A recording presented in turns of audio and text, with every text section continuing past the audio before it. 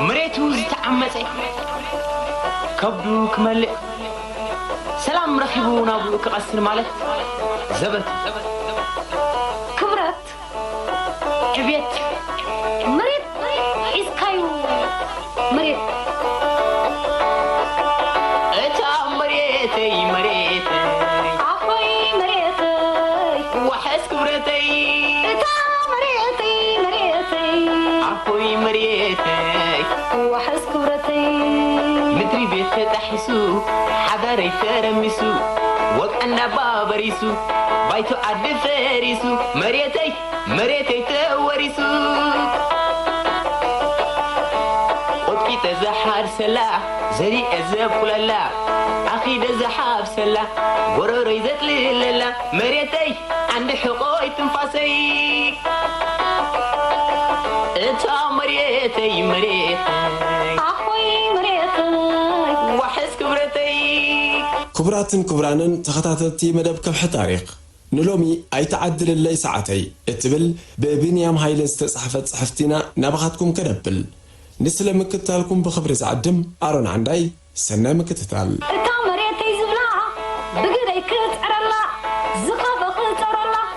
وانا انكم واتلا دلوتيتا معانتي آسيري بايتا زبيتا خمتا كابير عمت خوتا زينات زمرتا عيو سنزير أقتا دلوتيتا معانتي آسيري دحري سلستنا مربراب عمتات اتا درفي نخلقاي جزي بعميق سمعت ادرفا منباري تفلطني اتا زيما عبيت وتادراوي عوتات ابن حفصلو اوان ورتق اب لساني وتفت بلني نبرت سالساي رابعاي حمشاي ورارات انخفشل مخانيو طريش حنت شعات ميتن سمنيان جن نفلماي اوان بفولي سمعت ازيميا شعو كلتيو جنبارات صلاعي بزغرم فتنت هادش تشيلو نبره دقيم بزيكا تخباخيبكا اسمرا خامتاو كال انت يالوديو إلي تتسفخو انت خوني اتوقع اي كتسلن نناب مبقسينا دفعات تملسنا تبقسينا جبيتنا نام مدرخ جالانتنا تسقاقرنا زبل واتهدراو مقلس ايتوهبلو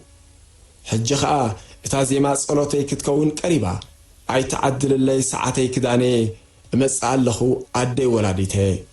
بأسران حد اللكاتيت شحنت شعاتي ميتن سمنيان أربعة حش كرباب كاب زركب معكلاي بوتانات رايكونن عقايش مسيومنا كاب جنبارات نقفان باركان كي ترفوز مصوب زحت تقادلتي ورر بلو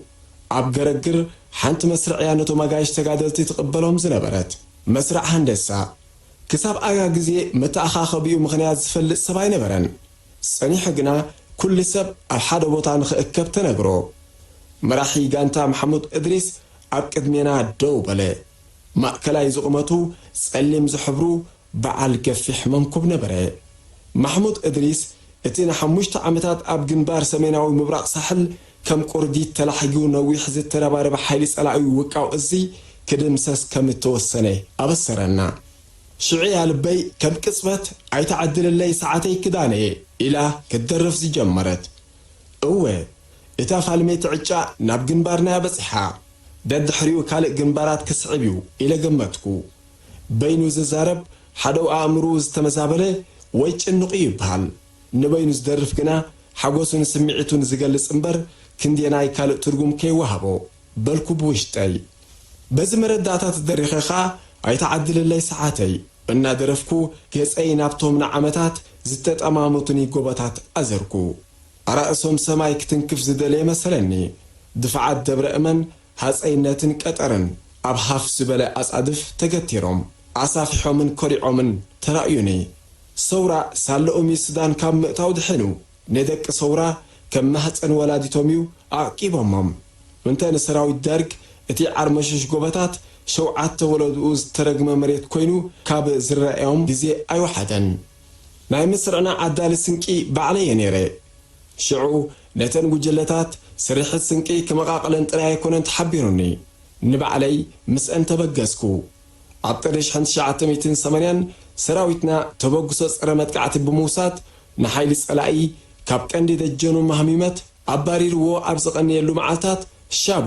ኣብቲ ቦታ ዝተቐብረ ፀረ ታንክ ነታጉ ነበረ ኣብ ስራሕ ሃንደሳ ዝቐበረ ይኹን ክቕበር ዝረአየ ብሓላፍነት ተሓታት እዩ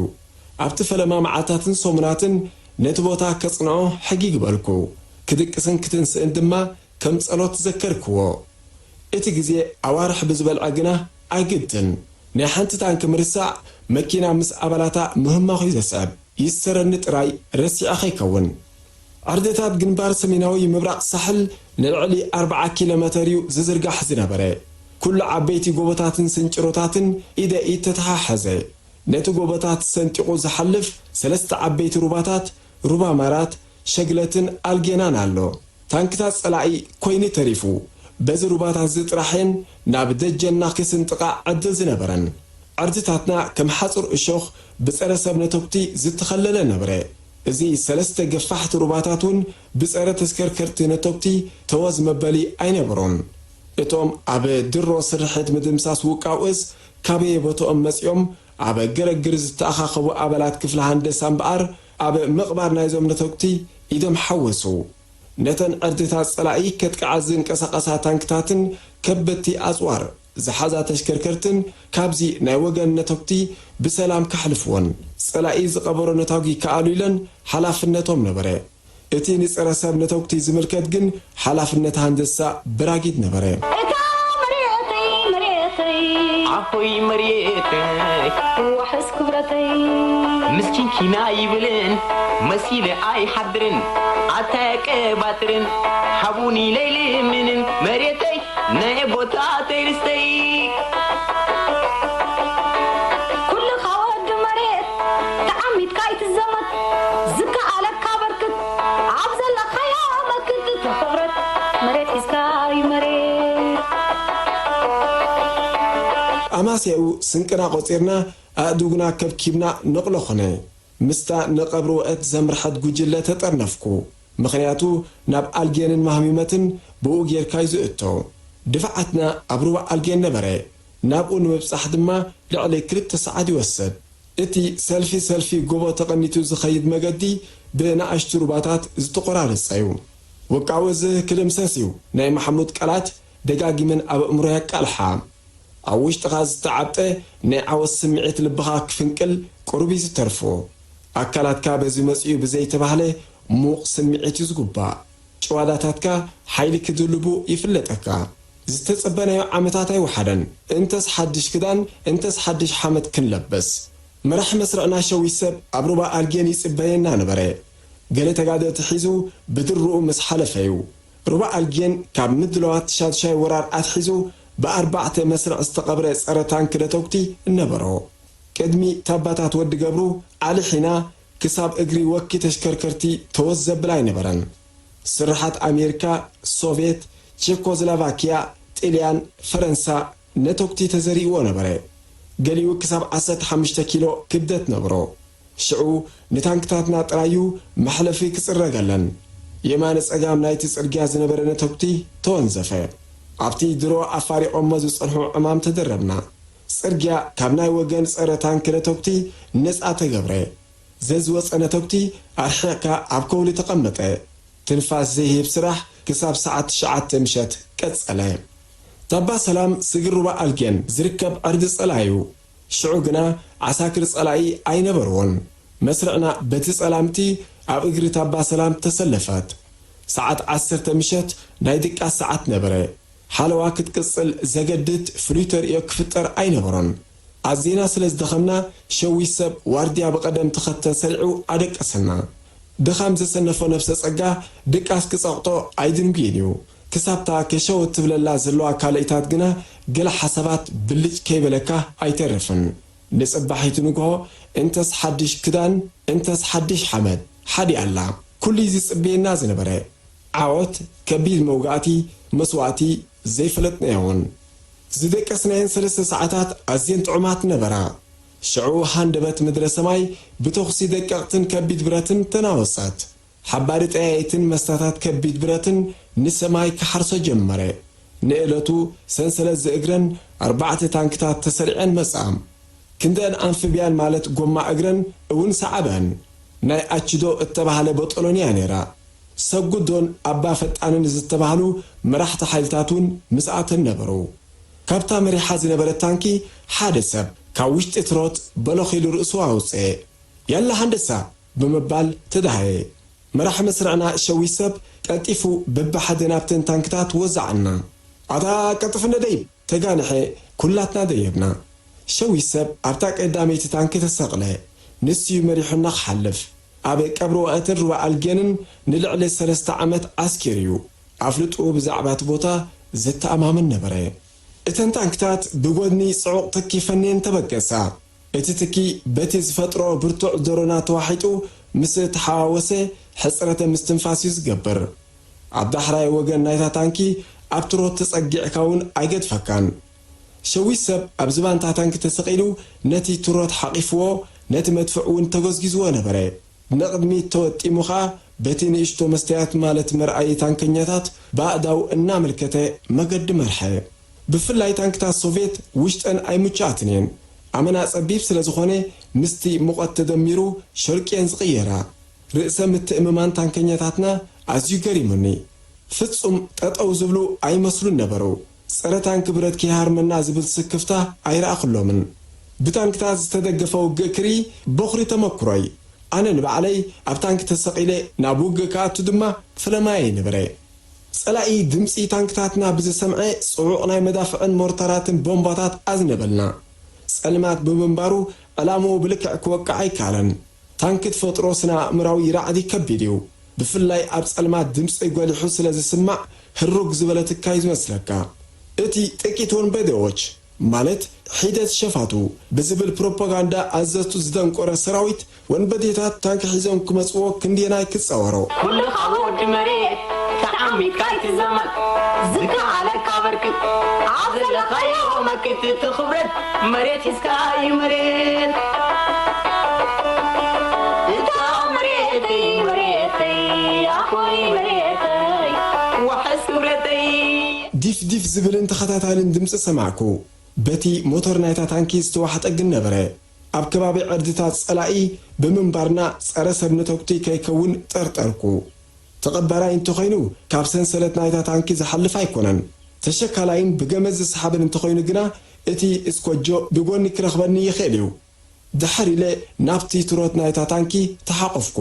ሽዑ ናይ ጸላኢ ጸረ ታንኪ ነታግውን ክረኽበና ከም ዝኽእል ገመትኩ መስትያት ከቢድ ብረት ጸላኢ ምድረ ሰማይ ናብ ብርሃን ክቕይሮ ቁሩብ ተረፎ መብዛሕትኡ ቦምባታት ድሕሪት ዓለበ ገሊኡ ኸኣ ኣቐዲሞም ንዝኣሰሩሉ ጎቦታት ቀጥቀጦ ታንከኛታትና ካብ ኒያላይን ዝትኩስኦ ዘለዋ ክብሉ ሰማዕክዎም ኣብ ከባቢና ክወድቕ ምስ ጀመረ ግና ሰጋዕ በሉ ታንክታት ደው በላ ገሊኦም መድፈዐኛታት ዘዘሊሎም ወረዱ ኣብ ዝባነን ዝነበርና እውን ወረድና ኣዝሒት ኣብ ዝበዝሖ ኮጃጅት ተኸወልና መድፈዓጅታት ታንኪ ግብረ መልሲ ክህቡ ተዳለዉ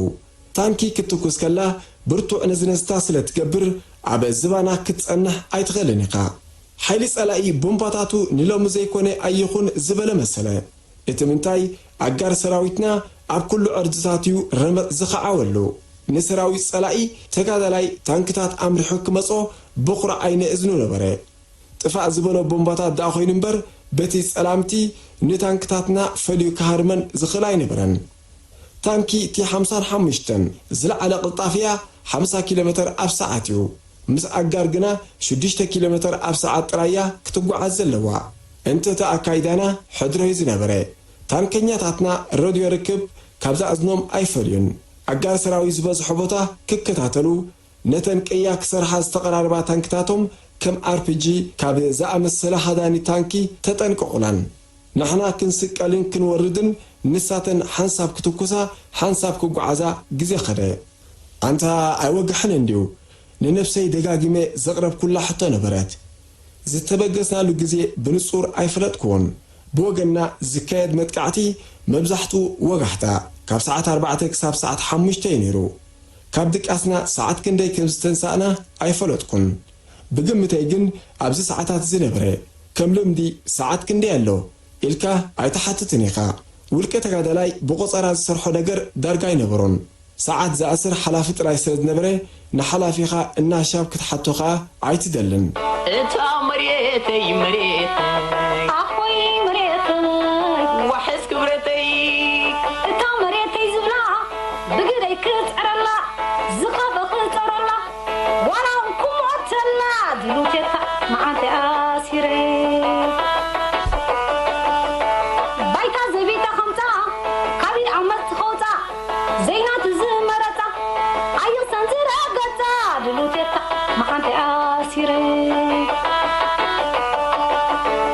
ፀጋምና ዝተሰምዐ ጽዕጽዕ ተኽሲ ናብ ጎላጉል ገጹ ረሓቐ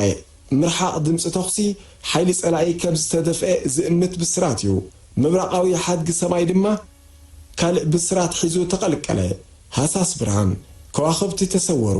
ብርሃን እናደመቐ ንጸላም ሰዓሮ ካብ ኣሃዶም ዝተፈናጨሉ ናይ ብርጌድ 44 መሳርዓት ኣብ ቅድሜና ጸንሑና ንመራሕ መስርዕና ኣብ ቀረባ ርሕቀት ገና ኣብ ልዕሊታ ታንኪ ተወጥሑ ረኣኽዎ ወትሩ ጥዋይ ንጸለኡ ኣብ ጸገማይ ቅልጽምዩ ዝጥምጥማ ነፍሱ ከም ጉማሬ ዝተተኽተኸ ሸዊት ሰብ ከም ሃዳናይ እንስሳ ኣዒንቱ ርሑቕ ማዕደዋ ወዲ ኸባብ ብዝብል ሳጓይ ዝጽዋዕ ኣብቲ ናይ ሙሉእ ለይቲ ጉዕዞ ናይ ጸራኢ ጸረ ታንኪ ነታጉ ዘይረኸበና ገረመኒ እታ ወዲ ኸባብ ዝነበራ ታንኪ ሕጂ ተሃሞኸት ኣብቲ ናይ ሙሉእ ለይቲ ጉዕዞ ናይ ጸላኢ ጸረ ታንኪ ነታጉ ዘይረኸበና ገረመኒ እታ ወዲ ኸባብ ዝነበራ ታንኪ ሕጂ ተሃሞኸት ዝብል ስክፍታ ሓዲሩኒ ነይሩ ነተውክቲ ንስክላ የማነ ጸገምና ስሒትናዮ ከም ዝሓለፍና ኸዓ ኣብ ምምላስና ፈለጥና መሬት ኣጸቢቑ ስለ ዝወግሐ ካብ ጸጋም ንየማን ዘዘርጋሕ ሰንሰለታዊ ተባታት ማህሚመት ነፂሩ ተራየ እቲ ሰፊሕ ጎልጎል ግና ብዙሕ ኣይልዓልናሉን መሰናኽል ጸላኢ ጸልማት ተደሚርዎ ብዙሕ ኣይስጉምን ዝነበረ ኣጋር ሰራዊት ምስታንከኛታት ተመዓራሪው ክምርሽ ጀመረ ወዲ ገረዝ ጌር ዝበሃል ሓላፊ ኣሃዱ መከናይዝት ኣካይዳና ግዲ ዘይተበረሆ ኮይኑ ደጋጊሞ ቅድሚት ሕለፍ በለ ኣብቲ ሩባታ ዝነበረ ዑበል ኣርሕቕካ ክትጥምት ኣይኽለካን ከም ዝመስለኒ ጸረ ታንኪ ካብ ዝዓጥቑ ወታደራት ጸላኢዩ ሰጊዩ ወዲ ገረዝ ጌር ከም RPG B10 ዝኣመሰለ ብረት ካብ ቀረባ ርሕቀት ንታንኪ ከቃጽል ይኽእል እዩ ምስ ታንክታት ዝተመደበ ኣጋር ሰራዊት ከዓ ነዚ ዓይነት ብረት ምድህሳስዩ ቀንዲ ዕማሙ እቲ ጸሊም ዝመልክዑ ትርኑዕ ዝኣካላቱ ወዲ ገረዝ ጌር ኣብቲ ጉዕዞ ርክብ ግድያ ጸጊሞ ብዓውታ ጨደረ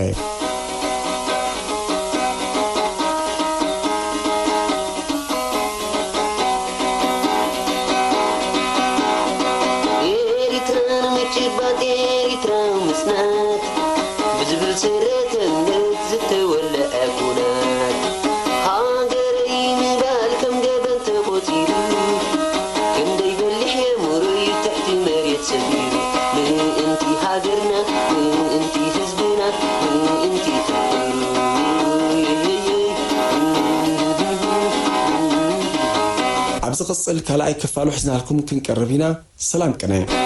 ኤሪትራን ምጭባት ኤሪትራን ምስናት ብዝብል ሰረተነት ዝተወልአ ኩናት ሃገረይ ምባል ከም ገበን ተቖፂሩ ክንደይ በልሕ የሙሩይ ትሕቲ መሬት ሰፊሩ ምእንቲ ሃገርና ምእንቲ ህዝብና ምእንቲ ተኽብሩ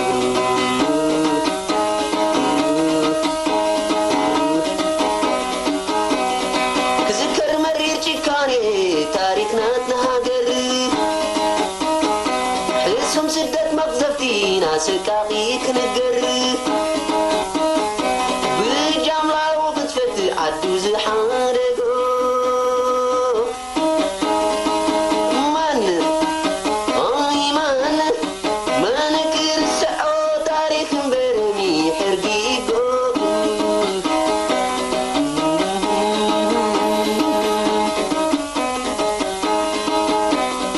ኣብ ምዕራባዊ ቆላ መታሕት ፍቱቦ ስቃቂ ጨካን ዘንተ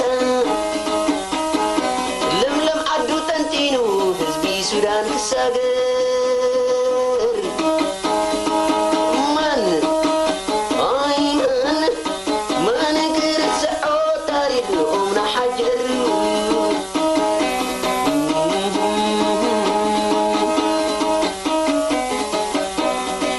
ኤሪትራን ምጭባት ኤሪትራ ምስናት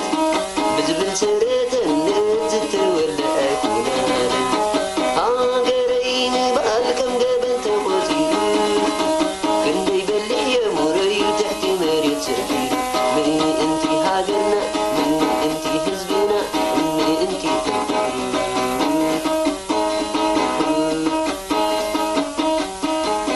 ተናሽቱ ቁሸታት ኣፈሙዝ ዝተኸባ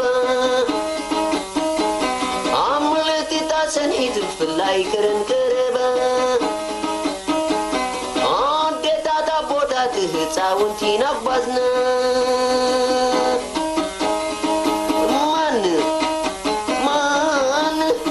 ማን ክርስዖ ታሪክ ሞለብሶ ዑነ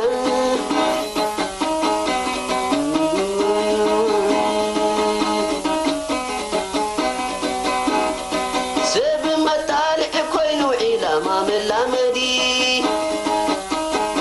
زهارك ما نسينا بجزونا مجدي مسكين سلامة وعفاش تبماتي بيتر من نقدر سعود تاريخ سبعان حموشت ناس مرة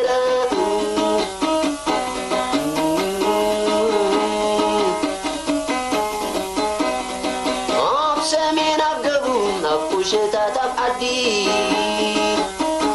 أبا خباب تخسيان عبيت المساجدي رسم تاريخ زعررم حمام عددنا لدي